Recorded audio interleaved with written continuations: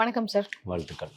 தாவேகா தலைவர் விஜய்க்கு நாள் நெருக்கடி கூடிட்டே போகுது அப்படின்ற கருத்து. காரணம் 12ஆம் தேதி அவருக்கு சிபிஐ சம்மன் அனுப்பியிருக்கிறாங்க கரூர் வழக்கு விசாரணைக்கு. அதே மாதிரி ஜனநாயகன் அவருடைய கடைசி படத்துக்கு பல பிரச்சனைகள் வருது. சென்சார் சர்டிபிகேட்ல பிரச்சனை. இந்த மாதிரி உண்மையாவே அவருக்கு நெருக்கடிகள் கூடுதா? இது காரணம் அரசியல் அழுத்தங்களா? நீங்க அதை எப்படி பாக்குறீங்க? இல்லை, நான் என்ன கேட்குறேன்னா, இன்னைக்கு கிட்டத்தட்ட ஏறத்தாழ 70 69வது படம் இல்லையா அவரோடது. இதுக்கெல்லாம் இத்தனை ஆண்டுகள், கிட்டத்தட்ட 33 ஆண்டுகள் கடந்து வந்திருக்கிறாரு திரைத்துறையினுடைய பாதைகளில். இன்றைக்கு இந்த படத்துக்கு ஒரு சர்டிஃபிகேட்டை முடக்குறாங்க அப்படின்னு சொன்னால், அமரன் படத்தை நீங்கள் எந்த அடிப்படையில் வெளியிட்டீங்க? ஒட்டுமொத்த இஸ்லாமிய சமூகத்தையும் ஒரு தீவிரவாத அமைப்பு போல காட்டிய படத்துக்கு ஒரு படம் ஈஸியாக வெளியில் வருது. ஒரு மக்களுக்காக ஒரு ஒரு ஒரு ஒரு படம் வந்திருக்கு. அந்த மாதிரி எந்த மாதிரியான ஒரு சம்பவங்களும் இதில் இல்லை. அப்பேற்பட்ட படத்தை நீங்கள் ஒரு நெருக்கடி கொடுக்குறீங்கன்னா, அதுக்கான காரணம் என்ன? அரசியல் காரணமாக தானே இருக்கும். அப்படிதான் இன்னைக்கு பார்க்கப்படுது. யாரு அழுத்தம் கொடுக்குறா? யார் அழுத்தம் கொடுப்பா? பக்கத்து மாநிலத்திலிருந்து வந்தா கொடுப்பாங்க. இங்க ஆளக்கூடியவர்கள் தான் கொடுக்க முடியும். சென்சார் அது மத்திய இதுல தான் சார் இருக்கு. சென்ட்ரல் சர்டிபிகேஷன் இதுதான் இன்னும் சர்டிபிகேட் கொடுக்காம இருக்காங்க. சென்ட்ரல் சர்டிபிகேட் நான் சென்ட்ரல் சென்சார் சர்டிபிகேட் தான் கொடுக்கணும். இன்னைக்கு இன்னும் 2 நாட்கள் இருக்கு. கண்டிப்பா சர்டிபிகேட் வரும்ன்ற ஒரு எதிர்பார்ப்போட தமிழக வெற்றி கழகத்தினுடைய தலைவர். அப்ப யார் அழுத்தம் கொடுக்கறா? இல்ல, அந்த அழுத்தங்கள் மத்திய சென்சார் கொடுக்குதா, இல்ல இங்க உள்ள தலைவர்கள் மீது? நாங்க ஏற்கனவே பலமுறை பதிவு பண்ணியிருக்கிறோம். பிஜேபியினுடைய ஒரு பி டீம் தான் திமுகன்னு சொல்லிட்டு. இவர்களும் அவர்களும் வேற கிடையாது. அதிமுக நேரடியான கூட்டணியில இருக்கு, இவர்கள் மறைமுகமான ஒரு கூட்டணியில இருக்கிறாங்க. அவ்வளவுதானே தவிர்த்து 2 பேரும் ஒண்ணுதான். 3 பேரும் அரசியல் எதிரி அப்படின்றத நீங்க திமுக சொல்றீங்க, கொள்கை எதிரி பாஜகன்னு சொல்றீங்க. இப்போ நீங்க சென்ட்ரல்ல இருந்து உங்களுக்கு அந்த சர்டிபிகேட் பிலிம் சர்டிபிகேஷன் வரணும் அப்படின்றதுக்கு நீங்க அப்பவும் திமுக தான் காரணம்னு சொல்றீங்களே தவிர ஏன் பாஜகன்னு உங்களால சொல்ல முடியாது? பாஜகவும் தான் இருக்கும். வேற என்ன காரணமா இருக்கும்? நான் என்ன கேட்குறேன்னா, அப்போ அந்த திரைத்துறையினுடைய பத்திரிகை சினிமா தணிக்கை குழு மத்திய அரசினுடைய கண்ட்ரோலில் இருக்குது. ஏன் கொடுக்கல? அப்போ இதுக்கு முன்னாடி வந்த எத்தனையோ படங்களுக்கு எப்படி கொடுத்தீங்க? அதெல்லாம் கேள்விகள் எழும்புதா இல்லையா? ஜனநாயக ரீதியில் மீண்டு வருவார்னு தான் நாங்கள் சொல்கிறோம். அதுல ஏதோ மத வெறியை தூண்டுற மாதிரியான உணர்ச்சிகளை தூண்டுற மாதிரியான காட்சிகள் இருக்கு. அதனால இன்னும் அதை விசாரிக்கணும் அப்படின்னு சொல்லி இன்றைக்கு விசாரணை ஒத்தி வைக்கப்பட்டிருக்கு. என்ன மத வெறியை தூண்ட மாதிரி இருந்துச்சு? அதான் குறிப்பிட்ட மாதிரி அமரன் படத்துல இருந்த மாதிரி இருந்துச்சா? எந்த படத்துல இருந்தது? அதுக்கு முன்னாடி ஒரு நடிகை ஒன்று நடிச்சாங்களே, ஒரு கேரளா ஸ்டோரின்னு ஒரு படத்தை திரையிட்டீங்களே, ஒட்டுமொத்த இஸ்லாமிய சமூகம் நாடு முழுக்க போராட்டங்களை நடத்தினாங்களே, அதில் மதவெறிகள் இல்லையா? மதத்தை துன்புறுத்தக்கூடிய வகையில் இல்லையா அந்த படம்? அப்போது உங்களுடைய நோக்கம் என்னவா இருக்குன்றதை இங்கே பார்க்க போகிறோம். இப்போ ஜனவரி 9ஆம் தேதி ஜனநாயகன் வருமா வராதா சார்? நிச்சயமாக ஜனநாயகன் மீண்டு வருவார் தான். தள்ளி போகிறதுக்கான வாய்ப்பு இருக்குன்னு சொல்கிறாங்களே, அதுக்கான இல்லை, நான் இப்பவும் சொல்கிறோம், அரசியல் சாசன சட்டம் அனைவருக்குமானது. ஜனநாயக உரிமை என்பது அனைவருக்குமானது. சமூக நீதி என்பது அனைவருக்குமானது. அண்ணல் அம்பேத்கர் வகுத்து கொடுத்த சாசன சட்டம் இருக்குது. அது வரலைன்னா சட்ட ரீதியான நடவடிக்கைகள் எடுப்பதற்கும் தயாராக இருக்காங்க. அந்த அளவுக்கு போகாது. மக்கள் மிகப்பெரிய, நீங்கள் என்ன தடைகளை போட்டாலும் மக்கள் இன்னைக்கு அவர் பக்கம் தான் நின்றுகிட்டு இருக்கிறான். அது உங்களுக்கு தான் பேக் ஃபயரை தவிர்த்து அவருக்கு இல்லை.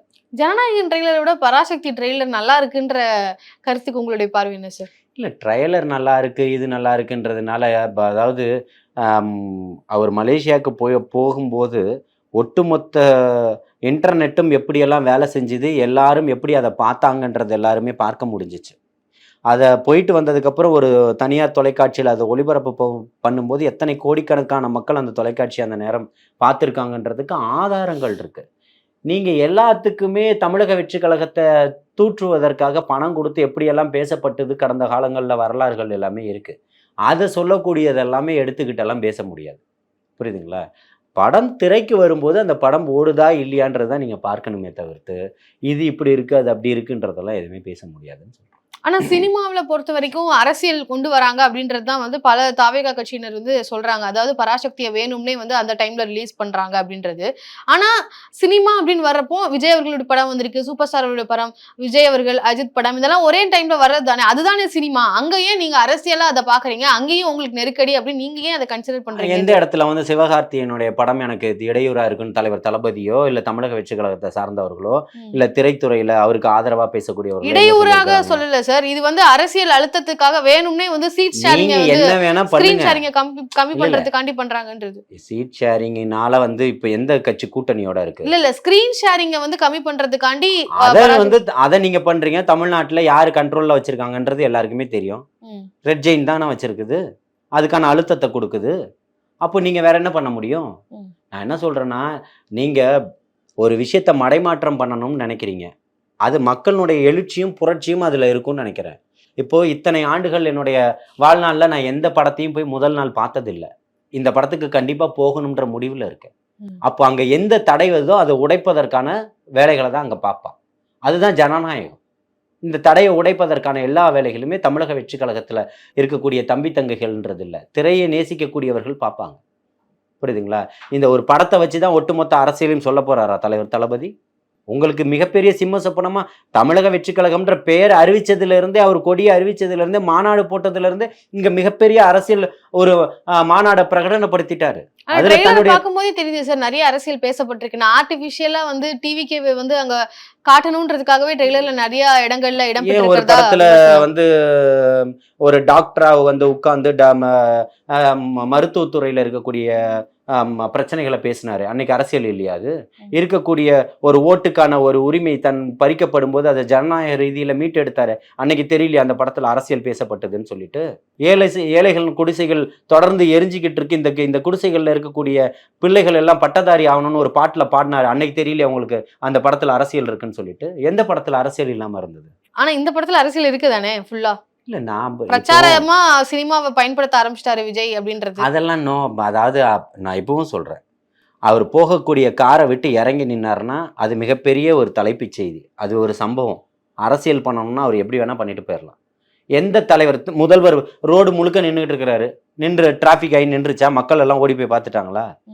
இன்னைக்கு தலைவர் தளபதி அவர்கள் எங்க இறங்கி நின்னாலும், அவர் இந்த வீட்டில இருந்து தன்னுடைய அலுவலகம் போனாலே அதை பார்க்கறது, அங்க எப்படிப்பட்ட ஆயிரக்கணக்கான கூட்டங்கள் இருக்குன்றதை உங்களால பார்க்க முடியுது. இந்த நாட்டை இன்னும் ஆளல, தேர்தலை இன்னும் சந்திக்கல, ஆனால் வீட்டு வாசல்ல ஆயிரக்கணக்கான பேர் நிக்கிறாங்க. தலைவர் வந்து தலைமை கழகத்துக்கு வரும்போது ஆயிரக்கணக்கான பேர் வந்து நிக்கிறாங்க. எதுக்காக? மாற்றம் வேணும்னு நினைக்கிறாங்க. அதை தாண்டி வேற என்ன இருக்கும்னு நினைக்கிறீங்க? சரி, இப்போ உலகம் உள்ளங்கையில் அப்படின்ற ஒரு திட்டத்தை வந்து லான்ச் பண்ணியிருக்கிறாங்க தமிழக அரசு. அதை தொடர்ந்து உங்ககிட்ட ஒரு வீடியோ காட்டணும் அப்படின்னு நான் நினைக்கிறேன். இப்படி திமுக அரசாங்கம் அவங்க ஆட்சியில 10 லட்சம் லேப்டாப் வந்து ஒரு பெரிய தொகையை இன்வெஸ்ட் பண்ணி மக்களுக்கு, மாணவர்களுக்கு போய் சேரணும் அப்படின்னு பண்றாங்க. அதுல வந்து டிவிகேக்கு தான் அது வந்து இன்டைரக்டா அது பிளஸ்ஸா போய் அட்வான்டேஜா அமையுது அப்படின்ற மாதிரி இந்த வீடியோல சொல்லப்படுது. இதை நீங்க எப்படி பாக்குறீங்க சார்? இந்த உலகம் உள்ளங்கையில் திட்டம் யாருக்கானதா பாக்குறீங்க? முதல்ல வந்து இந்த திட்டத்தை வந்து கொண்டு வந்தது ஏடிஎம்கே பீரியட்ல அந்த அம்மா கொண்டு வந்தாங்க. இந்த திட்டம் இன்னைக்கு நீங்க ஒரு கல்லூரி படிப்பை முடிச்சிருக்கீங்க இல்லையா?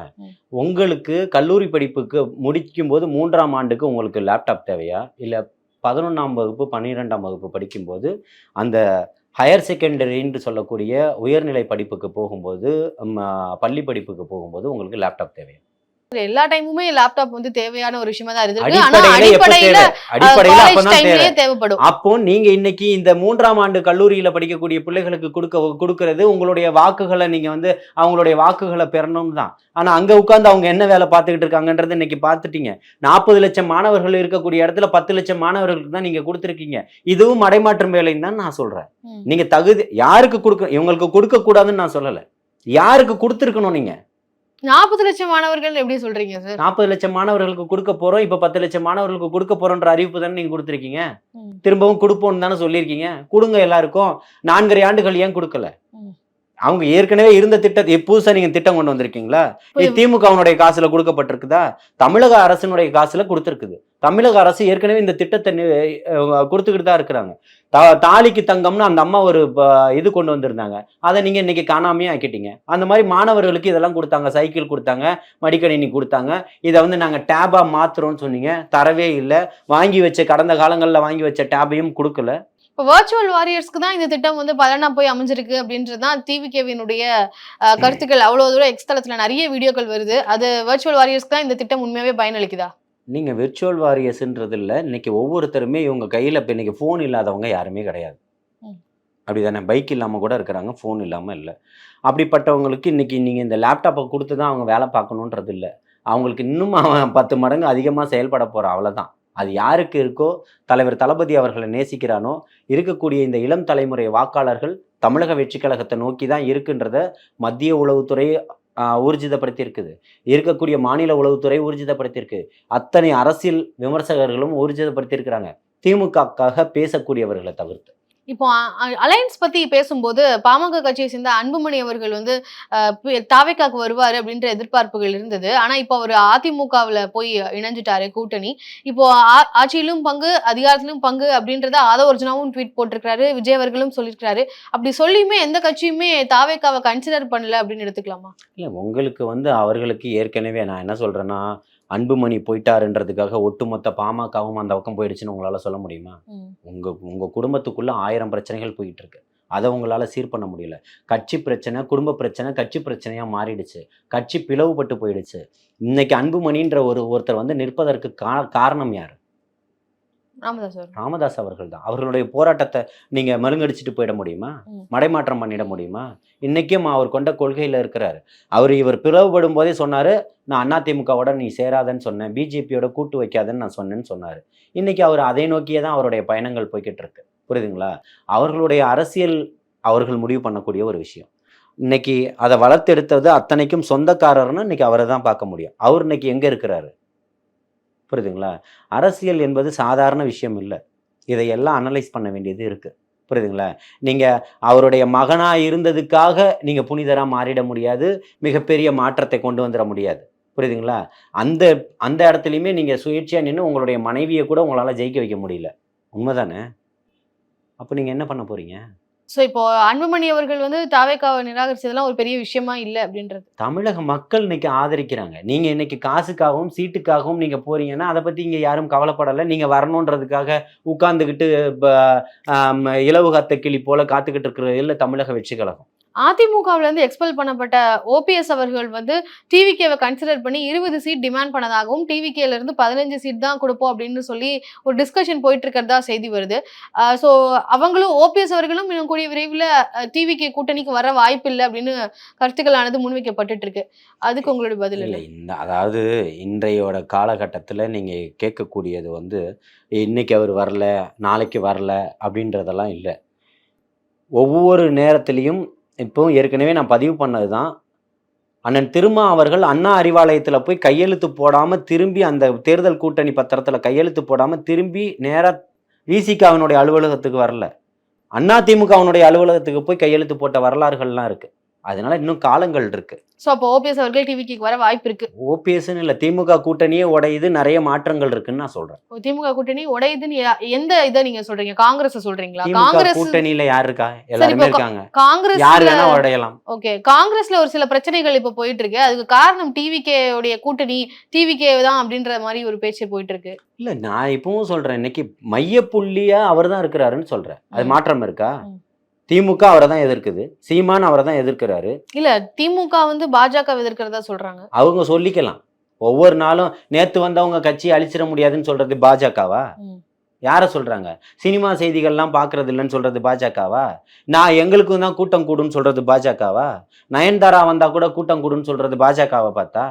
ஒவ்வொரு நாளும் நீங்க காலையில எந்திரிச்சு பாத்ரூம் போறதுல இருந்து ராத்திரி தூங்க போறது வரைக்கும் அப்பாவுக்கும் மகனுக்கும் இதுதான் வேலை, பேசக்கூடியது. உங்களுடைய நண்பர்களுக்கும் இருக்கக்கூடிய அமைச்சர்களுக்கும் இதை பேசுறது தான் வேலை. யாராவது நேத்து 24 மணி நேரத்துல திமுக காரங்க எங்கேயுமே எந்த அமைச்சரும் முதலமைச்சரும் துணை முதலமைச்சரும் பேசலன்னு ஒரு வீடியோ காட்டுங்க. அவர் கட்சி ஆரம்பிச்சதுல இருந்து இது வரைக்கும் காட்ட முடியுமா? முடியாது. இந்த 1ஆம் தேதி பிறந்ததுல இருந்து காட்டுங்க, இவங்க 2 பேரும் பேசலன்னு சொல்லிட்டு. மாற்றம் அவர் தான், மாற்றத்திற்கான தலைவர் அவர் தான், மக்களாட்சியை கொண்டு வரணும்னு நினைச்சவர் அவர் தான்.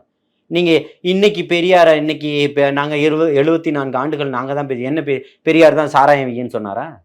பெண்களை பாதுகாக்காதன்னு சொன்னாரா?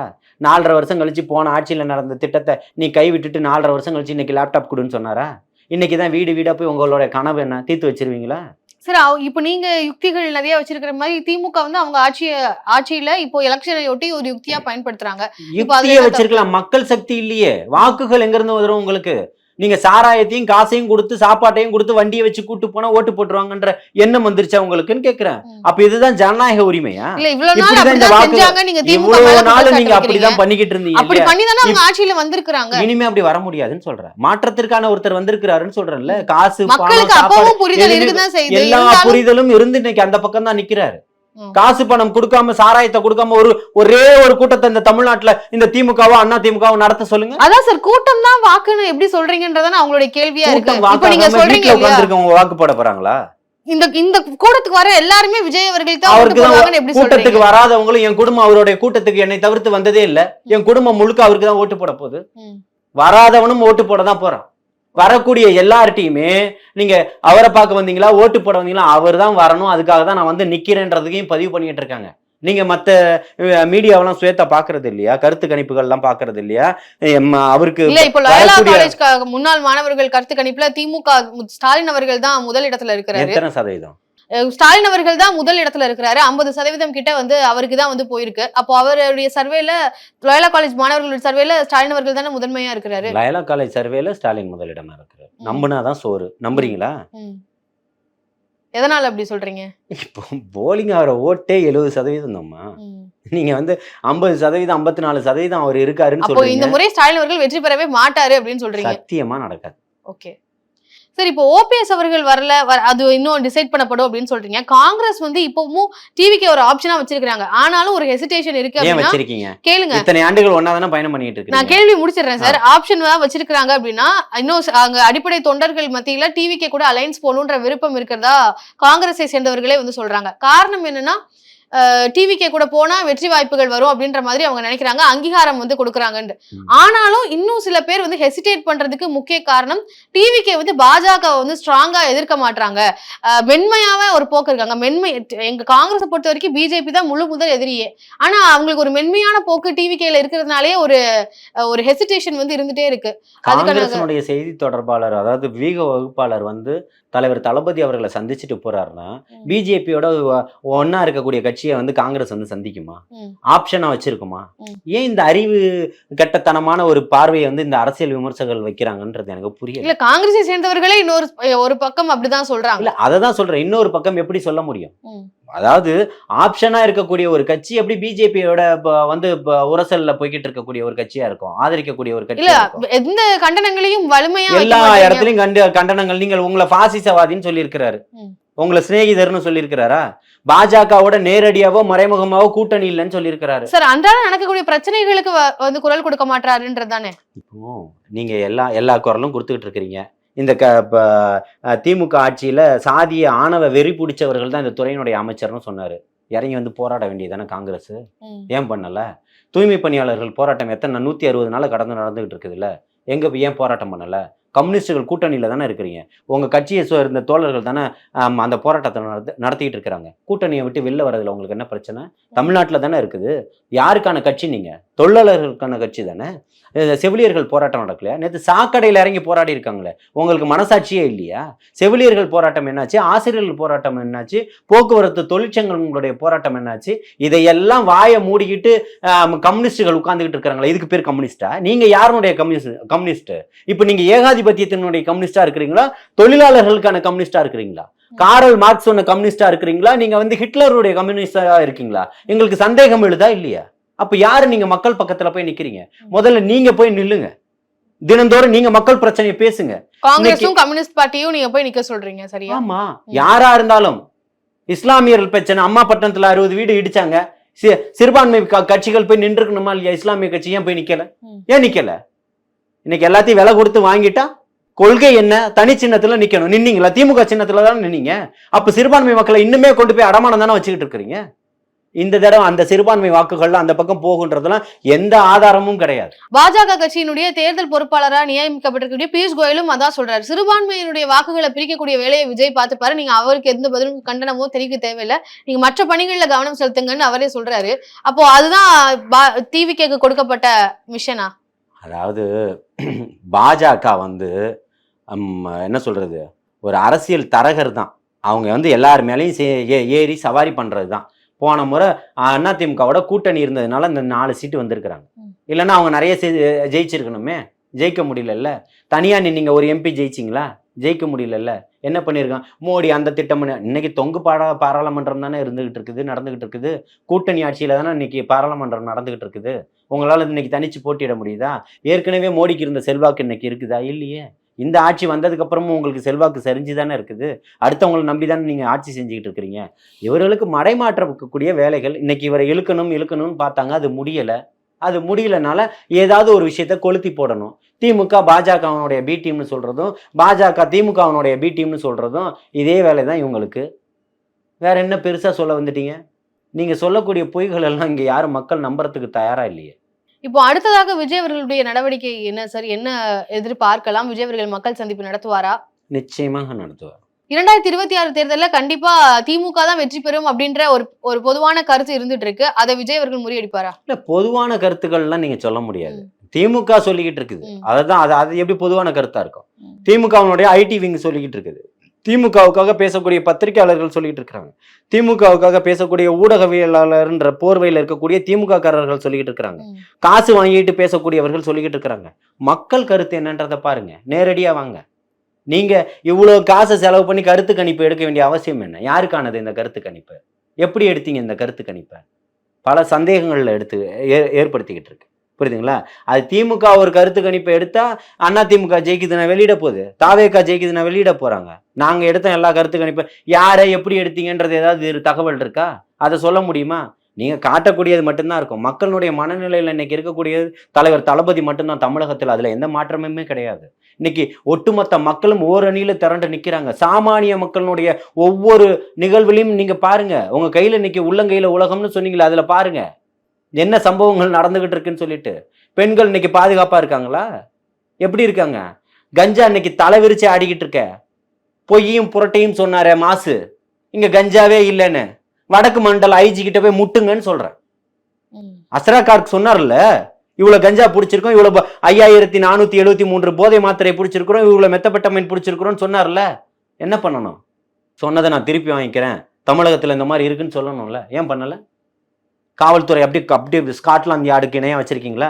இப்போ ஒரு வாரத்துக்கு முன்னாடி மெரினா பீச்சில் என்ன நடந்துச்சு? பெங்களூர்ல இருந்து வந்த ஒரு சுற்றுலா பயணிக்கிட்ட புயலா வச்சிருந்தேன்னு சொல்லி 25,000 ரூபாய் மிரட்டி 1000 ரூபாய் கொடுத்ததுக்கு வாங்காம அவங்கள கூட்டிகிட்டு போய் ஏடிஎம்ல 25,000 ரூபாய் எடுத்து வாங்கியிருக்கீங்க காவலர்களுக்கு. அவங்க இங்க இருந்து போனதுக்கு அப்புறம் என்ன நினைப்பாங்க தமிழ்நாட்டை? காவல்துறை என்ன நினைப்பாங்க? காரி துப்பி மெயில் அனுப்பி அதுக்கான நடவடிக்கை இன்னைக்கு எடுத்துக்கிட்டு இருக்கிறீங்க. லஞ்சம் தலை விரிச்சு ஆடுது. அதை கட்டுப்படுத்த முடியுது உங்களுக்கு? சமூக நீதி அப்படியே பாதுகாத்து வச்சிருக்கீங்களா நீங்க பெட்டகமா? பொம்பளை பிள்ளைங்க நீங்க தனியா, நீங்க ஒரு பெண் நெறியாளர் தான், உங்க மனசாட்சியை தொட்டு சொல்லுங்க. எல்லா இடத்துக்கும் நான் தனியா போய்கிட்டு வந்துகிட்டு இருக்கிறேன், தமிழ்நாடு பாதுகாப்பா தான் இருக்குதுன்னு சொல்லுங்க. இதே பல சேனல்கள்ல திருவான்மியூர் பக்கம் ஒரு பெண்ணை தனியா நிக்க வச்சு எப்படி வீடியோ எடுத்து பல சமூக ஊடகங்கள்ல போடப்பட்டிருக்குன்றதும் பத்திரிகைகள் தான், தனியார் இல்ல. பத்திரிகைகள் ஒரு பெண்ணை தனியா ராத்திரில நிக்க வச்சு அந்த பெண்ணை எப்படியெல்லாம் துரத்துறாங்கன்றதை காட்டிக்கிட்டு இருக்கிறது இந்த ஊடகங்கள் தான். அதை ஏன் மறுக்குது இந்த திமுக அரசு? அதை பண்ண வேண்டியதானே? அதை பண்றது மட்டும் சமூக விரோதிகள். கட்டுப்படுத்துறதுக்கு தானே அரசாங்கம். ஏன் பண்ண மறுக்குது? அப்ப இங்க யாருக்கான இடமா இருக்குது? கொள்ளை அடிச்சவன், போதைப் பொருளை பயங்கரமா வித்தவன், பெண்ணுக்கு பாலியல் வன்புணர்வு செஞ்சவன் அத்தனை பேர் உங்க கூட தானே நின்று போட்டோ எடுத்துக்கிட்டு இருக்கிறான். அப்போ உங்க மூலியமா தானே இது அத்தனையுமே இங்க நடந்துகிட்டு இருக்குது. அதையும் சொல்ல மறுக்கிறீங்க? அதையும் சொல்லுங்க.